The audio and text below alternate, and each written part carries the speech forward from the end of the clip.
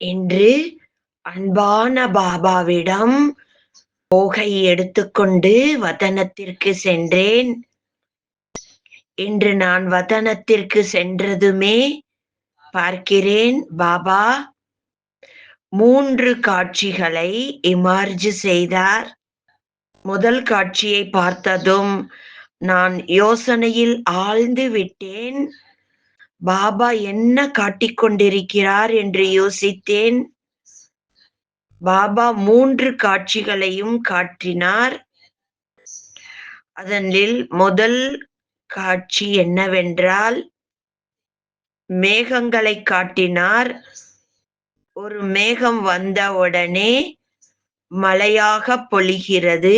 இன்னொரு மேகம் எப்படி இருக்கிறது என்றால், சில நேரம் நிழலை கொடுக்கிறது, சில நேரம் வெயிலை கொடுக்கிறது, அப்படி இருக்கிறது. 3வது மேகம் எப்படி இருக்கிறது என்றால், மிகவும் மகிழ்ச்சிகரமான காட்சியாக இருந்தது. மேகம் முற்றிலும் கிளியராக இருந்தன. இந்த 3 காட்சிகளுக்கும் வித்தியாசமானதாக தனிப்பட்டதான காட்சியாக தோன்றுகிறது என்று நான் சொன்னேன். அதை கேட்டு பாபா புன்னகை செய்தார். பாபா கூறினார், குழந்தாய், ஒவ்வொரு விஷயத்திற்கும் 3 நிலை இருக்கிறது. ஒவ்வொரு ஸ்டேஜுக்கும் 3 நிலை இருக்கிறது என்றார். இன்று பாபா அநேக இடங்களை பாபா சுற்றி வலம் வந்தார், பார்த்தார். சில இடங்களில் மேகமாக வரக்கூடியவைகள், ஒன்று ஞானமழை பொழியக்கூடிய மேகங்களாகும். பாபாவிடமிருந்து ஞான செல்வங்களையும் பெற்றுக்கொண்டு இன்னொரு இடத்திற்கு சென்று வெளியில் போய் ஞான மழையை பொழிகின்றார்கள். அடுத்து பாபா மேகத்தை காட்டினார். இவை கூட 2வது நிலையாகும். உலகம் எப்பொழுது ஆள் இருளில் வந்து விடுகிறதோ அப்பொழுது சில நேரம் வெளிச்சத்தை கொடுக்கிறது. அதாவது வெயிலும் நிழலும் மாறி மாறி காட்டுகிறார்கள். குழந்தைகள் கூட இவ்வாறுதான் வாழ்க்கையில் அநேக விஷயங்களின் காரணத்தினால் இவ்விதமாக ஏற்றத்தாழ்வுகள் வந்து விடுகின்றன. விளையாடிக் கொண்டே இருக்கிறார்கள். இவ்வாறு 3வது மேகத்தை பாபா ஏன் காட்டுகிறார் என்றால், சதா எப்பொழுதுமே மகிழ்ச்சியோட மனநிலை எப்பொழுதும் மகிழ்வாக இருக்கிறது. மேகம் அவ்வளவு அற்புதமாக காட்டுகிறதல்லவா? அதுபோல ஒவ்வொரு இயற்கையின் விளையாட்டுகளை பார்த்தாலும் ஒவ்வொரு விஷயத்திலும் பாபா இவ்வாறு 3 விஷயங்களை பார்க்கிறார். உலகத்திலும் இவ்வாறு நிலைகளை பார்க்கின்றார். சில பாபாவின் குழந்தைகளுடைய மனோஸ்திதியும் இவ்வாறு ஆகிவிடுகிறது. சில நேரம் நெகட்டிவான விஷயங்களில் போய் பொழிகிறார்கள். சில நேரம் மகிழ்ச்சியாகவும் இருக்கிறார்கள், சில நேரம் கருமை மேகமாகவும் இருக்கிறார்கள். அந்த நேரம் தாதிகள், மேலும் தாதிகளுடைய நிலை என்னவாக இருந்தது தெரியுமா என்று கேட்டார். நான் சொன்னேன், உங்களுக்கு தான் தெரியும், நீங்க தான் சொல்ல முடியும் என்றேன். அதற்கு பாபா புன்முறுவலுடன் கூறினார், குழந்தாய், பெரிய தாதிகள் மேலும் பிரம்மா பாபாவின் ஸ்திதி எப்பொழுதுமே மகிழ்ச்சி நிறைந்த மனோநிலையாக இருந்தன. பாபா முன்னால், தாதிகள் முன்னால் என்ன விஷயங்கள் எதுவும் வரவில்லையா? பிரச்சனைகள் எதுவும் வரவில்லையா? பரிஸ்திதிகள் எதுவும் வரவில்லையா? எல்லாம் வந்தது. எல்லாத்தையும் சகித்துக்கொண்டு தன்னுடைய வாழ்க்கையில் அவர்கள் மகிழ்ச்சி நிறைந்த மனநிலையில் இருந்தார்கள்.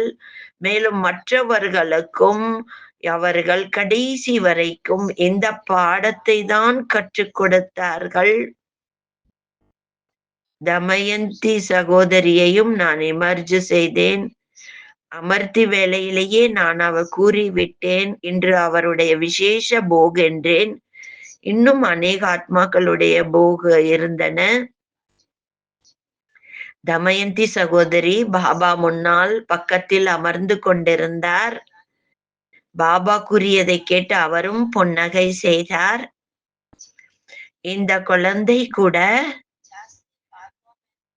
நிறைய விஷயங்களில் வரமாட்டார். பேச்சில வரமாட்டார்.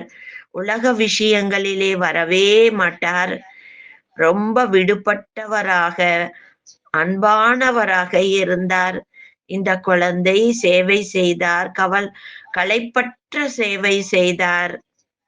எத்தனை ஆத்மாவோட ஜோதியை இவர் ஏற்றி வைத்தார். அவரோட பாக்கியத்தை பாபா பார்த்து கொண்டிருந்தார்.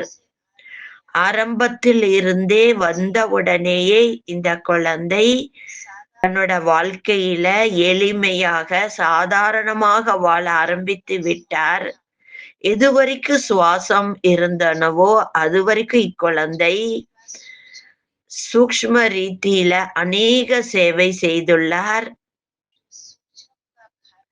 அந்த சூக்ஷ்ம கணக்கு, புண்ணிய கணக்கு, சிரேஷ்ட கர்மத்தினுடைய கணக்கு, இதைத்தான் இந்த குழந்தை கூடவே எடுத்து சென்றுள்ளது என்று பாபா கூறினார். இவ்வாறு பார்த்து கொண்டே சொன்னார். தமயந்தி தீதி தரப்பில் பாபா பார்த்து கொண்டே பேசினார். யார் பெரியவர்களுடன் இருக்கின்றார்களோ அவர்கள் துணையில் இருந்து கொண்டு அவர்களுடைய பிரபாவத்தில் வந்து அவர்களுக்கும் அவ்வாறான குணங்களே வந்து விடுகிறது என்றார். பாபா மம்மாவினுடைய சமயத்தில் வந்தவர்கள் அனைவரையும் பாபா பார்க்கின்றார். அவர்களுடைய மனோவிருத்திகள் எவ்வளவு சிரேஷ்டமாக இருந்தன, அனைவரை பிரத்தியும் ரொம்ப சிரேஷ்டமாக இருந்தன என்று பாபா அன்போடு கூறினார். தமயந்தி தீதி பாபா முன்னாடி போக் தட்டை வைத்தேன். பிறகு பாபா ரொம்ப அன்போடு போகை ஸ்வீகாரம் செய்வித்தார். பிறகு பாபாவுக்கு நான் கூறினேன், என்னுடைய கூடவே இருக்கிற சகோதரிகள் கூட ஒவ்வொரு வித சேவை செய்து எனக்கு சக்தி பலம் கொடுத்து நடத்தி சென்றார்கள் என்றார். சங்கம யுகத்துல பிராமணர்களுடைய அன்பு கடைசி வரைக்கும் நடத்தி செல்கிறது. அதுபோலதான் குழந்தைகளும் நடக்கிறார்கள் என்று பாபா அன்போடு கூறினார். அனைவருக்கும் திருஷ்டியை கொடுத்தார். ரொம்ப அன்போட குழந்தைகளை பாபா இமர்ஜ் செய்தார். அனைவருக்கும் போகை ஸ்வீகாரம் செய்வித்தார். பிறகு பாபா உங்கள் அனைவருக்கும் அன்பு நினைவுகளையும் வழங்கினார். விசேஷமாக சிநேகம் நிறைந்த அன்பு நினைவுகளை பெற்றுக்கொண்டு நான் கீழே இறங்கி வந்துவிட்டேன். ஓம் சாந்தி.